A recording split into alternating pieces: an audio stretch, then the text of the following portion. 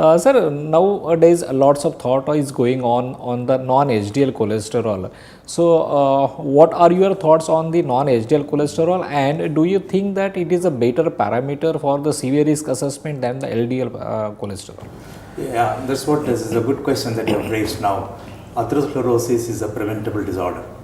LDL cholesterol plays a major role not only in the initiation of atherosclerosis but also in the progression of atherosclerosis, ending in clinical cardiovascular events. We have been depending mainly on LDL cholesterol all these days. The robust evidence actually comes from the statin trials, which had shown more the reduction of LDL cholesterol, the more benefit that we have reached in getting a cardiovascular risk reduction, not only in morbidity but also in mortality. But if you go into the depth of the details of atherosclerotic process or the pathogenesis, you will be surprised to see that about 75% contribution is made only by your LDL. The remaining things are actually constituted by the triglyceride-rich lipoprotein particles like IDL or a VLDL cholesterol. In fact, the triglyceride-rich particles are elevated whenever there is an hypertriglyceridemia. In fact, the VLDL plays a major role in the atherogenesis. The VLDL cholesterol, apart from its remnants, play a major role in initiating the endothelial dysfunction, along with the LDL also. So we need not forget the role of VLDL, the role of IDL, the role of chylomicron remnants. In fact, if you look at all the parameters of atherosclerotic lipid involvement, you leave the HDL cholesterol, which is anti-atherogenic, which has got an ApoA moiety. Rest of the things are all atherogenic particles, which also includes your LDL, includes your IDL, VLDL, chylomicron remnants, lipoprotein little e. You put everything in a basket and call that as a non-HDL. That is appropriate. So in fact, correctly speaking, I think if you are able to concentrate on non-HDL cholesterol, you are not only covering the LDL but also other atherogenic particles, so that the overall prediction of cardiovascular risk due to lipids probably will be seen. Right, sir. So, sir, as you rightly said, non-HDL cholesterol is a better parameter than the LDL cholesterol. So, sir, what are the evidences available to support this statement? In fact, there are a huge number of studies like Narasingan study, Women Health study, Framingham half-swing study, and then the multiple risk factor intervention trials and the lipid research clinic programs. All those trials have shown consistently that non-HDL has got a greater risk of future cardiovascular events than compared to the LDL cholesterol. In fact, there is a huge meta-analysis which was done, again started emphasizing the role of non-HDL when compared to LDL. I can only quote one meta-analysis which had included the latest trials in lipid management, like 8 trials, 62,000 patients. The conclusion in that particular trial is HDL is a good parameter when compared to LDL, number one.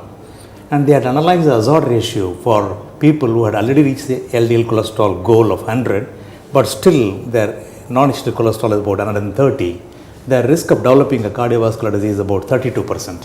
Whereas people who are still keeping the levels of LDL more than 100, but their non-HDL cholesterol is then 130, the risk of getting a cardiovascular event is only 1.02 hazard ratio, indicating only 2% chances. It again emphasizes that we need to concentrate on non-HDL, which is probably the correct parameter which will identify people who are going to get cardiovascular problems. It is also true in people who had received statin, and in spite of the fact that they received adequate dose of statin, there remains the residual risk. The residual risk probably will be only identified if you are going to implement the introduction of non-HDL as a parameter, so that we will cover and try to bring down the cardiovascular risk.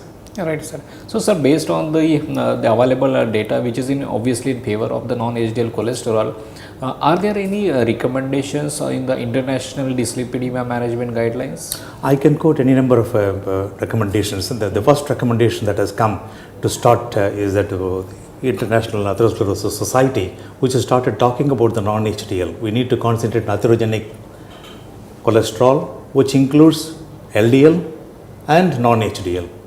Non-HDL is nothing but the LDL plus VLDL. You need to concentrate on that, and it is equal to the ApoB. It is better when compared to LDL. That's a recommendation by International Atherosclerosis Society.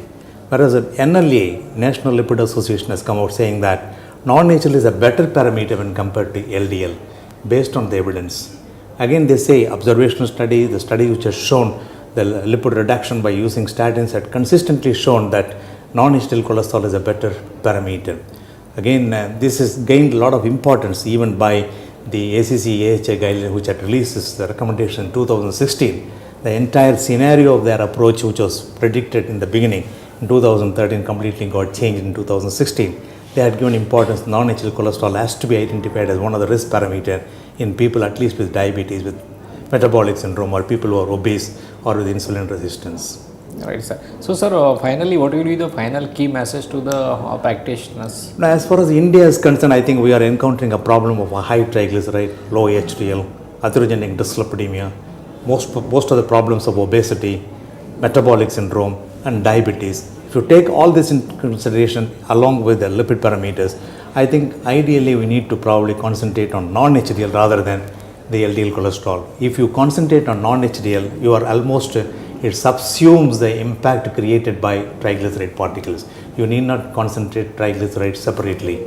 If you are going to concentrate on non-HDL, probably that will cover the entire atherogenicity of the lipoprotein molecules, which will probably have an impact in endothelium, which will have an impact in atherosclerotic volume increase.